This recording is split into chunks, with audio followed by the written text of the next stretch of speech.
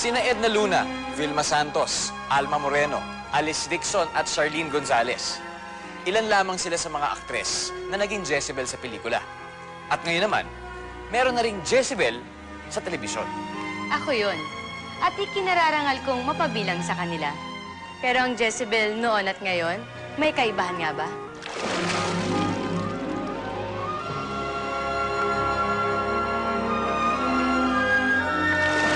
Mula sa malikhaing imahinasyon ng batikang nobelista na si Mars Ravelo, ang kwento ni Jezebel, ang babaeng kalahating tao at kalahating isda na umibig sa isang tagalupa, si Fredo.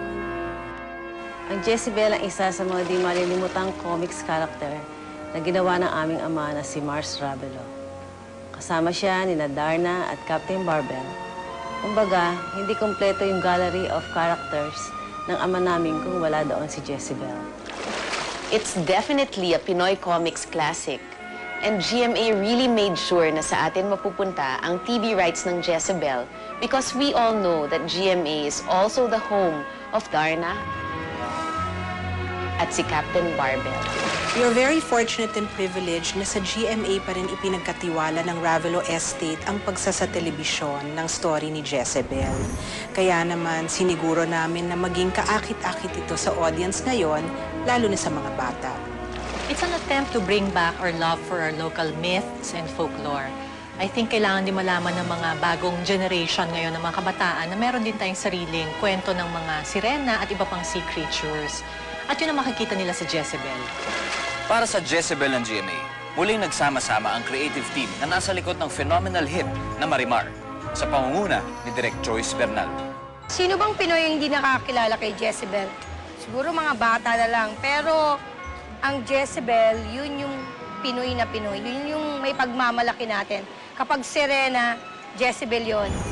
Siya na yung bahagi, isang malaking bahagi ng kultura natin. Kultura na pop culture. Yun talaga ang challenge dito. Kung paano may kakwento ang isang pop culture icon na tulad ng Jezebel sa bagong generation.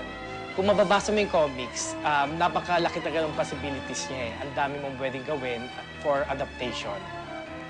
After doing Darna and Captain Barbell na parehong iconic figures din, I think nakuha na rin naman ng creative think tank ng GMA yung tamang timpla ng kwento. It's always a combination of classic storytelling na hinaluan ng modernong pananaw at impluensya. Ano nga ba ang dapat asahan ng mga manonood sa bagong Jezebel? Mas magiging magkulay yung kwento namin kasi binigyan namin ng ibang motivation yung mga characters namin sa ilalim ng dagat at sa lupa.